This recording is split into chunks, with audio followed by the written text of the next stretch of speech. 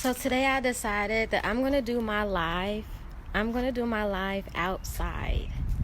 It's not that warm out here, but it'll be a change of scenery, a change of pace for me, and I like the sun.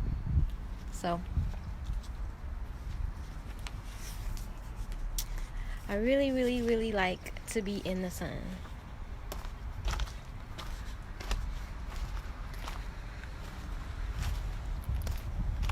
I wish I had patio furniture so I could sit down and do it, but I don't have my patio furniture yet, so today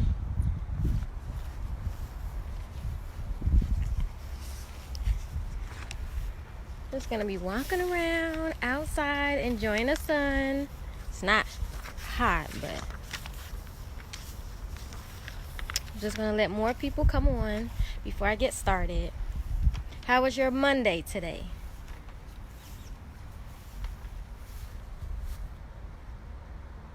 How was you guys Monday?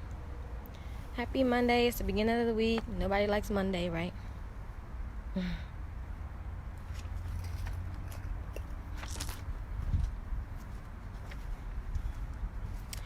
So I'm not going to be on here long because I'm getting ready to head out.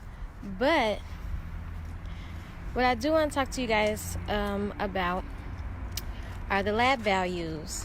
Let me introduce myself. My name is Nurse Renee. I am an OB nurse of 2.5 years. I've been a nurse for 3 years. And I have my own tutoring company for RNPN students that need extra help online or in person. I'm located in Indiana, but I do frequently travel to Chicago, Illinois. But I did post lab values like in list form in the group. So if you just scroll through, you can see different formats of how to organize your lab values, okay?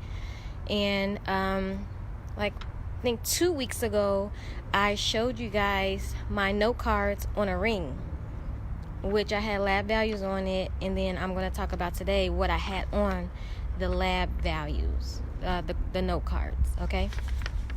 So I'm going to go ahead and get started.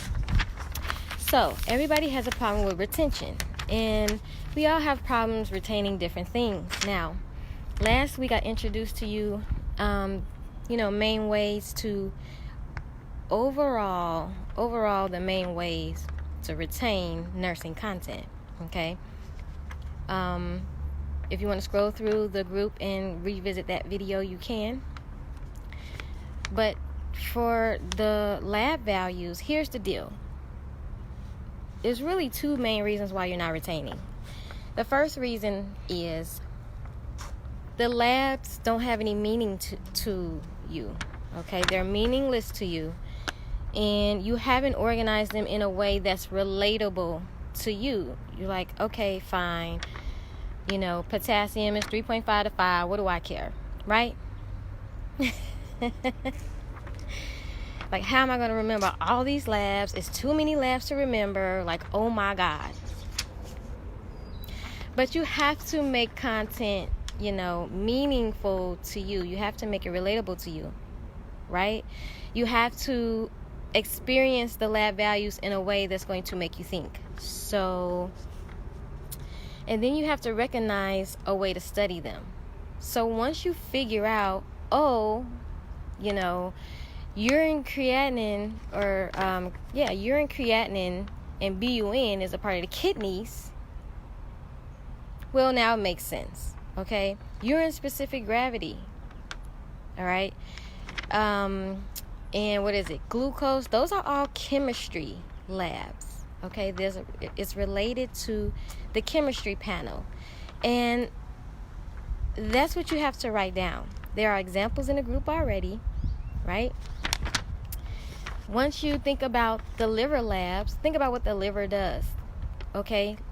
Organize your labs to the organ that you're going to be measuring, all right? organize the labs to the organ, or just think about it. Think about what you're going to be measuring. Like, how do I measure if the liver is functional or not? How do I measure if the kidneys are functional or not? All right, you have to ask yourself those questions. You have to make the labs make sense. It's not enough just to know normal ranges, okay? And then the second reason why you're not retaining the labs, and I'm going to say this a billion more times, is repetition.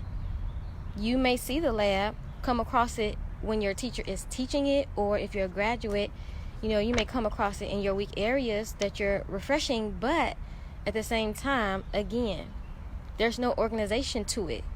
You have to organize your labs and be able to go to that specific lab when you're ready, because that's how NCLEX, at the end of the day, is going to present the labs to you, okay, randomly. But if you organize your labs in a way that you will be able to relate it to an organ that you're measuring, then it becomes easier to retain. The more you go over it, it becomes easier to retain, okay? So it's not magic. You just got to put in the work, okay? Put in the work of organizing your labs, matching them to the whatever it's trying to measure, okay? So one solution I have for you is organize the lab values. I said that already, but I'm just going to recap it. Organize the lab values by what you are measuring. Let me give you some examples, okay? So your CBC, I already said glucose, your electrolytes, that's, okay, so CBC, let's back up. A CBC is measuring your blood cells, okay? So WBCs, red blood cells, platelets, things like that. Some of these labs may go into 2 different categories too. You just have to be mindful of what you're measuring, okay? Coagulation labs, right? Coagulation is related to hematology. So again, it's still blood, but if it's more so pertaining to bleeding risk, okay? And clotting. It's more related to bleeding risk and clotting. Coagulation labs. That's your PT, okay, prothrombin time, and your APTT, and plus your INR. Okay? So, liver function tests. What do they measure? If your liver is functioning, right? So that's your ALT, AST, and some more labs that I can't think of right now. But if you organize it in a way that is meaningful to you, okay, then you will be able to retain the labs much better. So if there is someone in the group saying they cannot retain labs, I want you to take the link to this video and put it under their comment, okay? Because if you implement what I'm saying here today, it will be much easier on you, especially when you go back to do repetition. Once it's all you got to do the work, setting up your notes, and then just go back to it. Maybe 5 minutes today, tomorrow, Wednesday, okay? 3 days in a row of the same thing, you're going to start to know it, right? It's just like the same road you take every day to go to work. You could probably drive it with your eyes closed, right? Okay, so that's how you have to treat your studying. Okay, so what do you put on the note cards? What do you put in your notes? Well, I kind of touched on it a couple days ago, and I said normal ranges is what you have to know.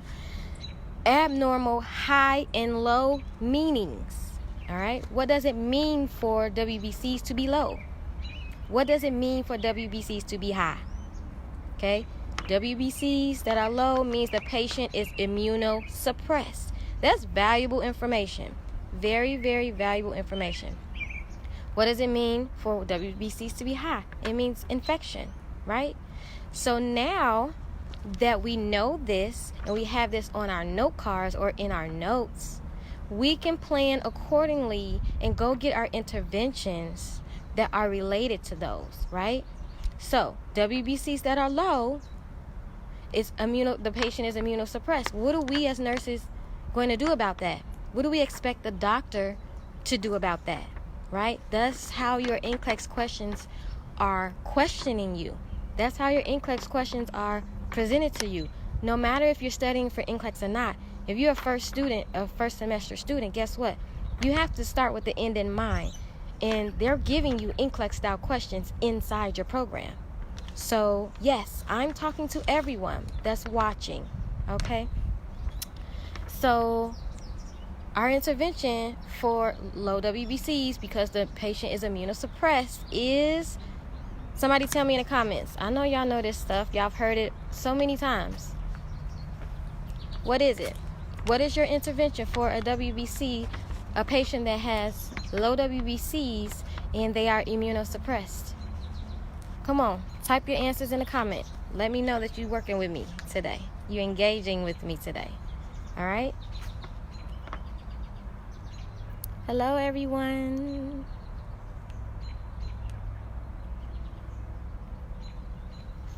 Okay. Tell me what the interventions are. So you have to put yourself as the nurse. If you had a patient in front of you right now that was immunosuppressed and you guys just found out, what are you going to do? What are you expecting the doctor to do? If you're going to take care of this patient tomorrow, or you just coming on your shift today, right? You have to start thinking like a nurse right now. And this is what I'm trying to get you to do. So some type of precautions, right? You have to do neutropenic precautions. Neutropenic precautions. What are the neutropenic precautions? What are the neutropenic precautions?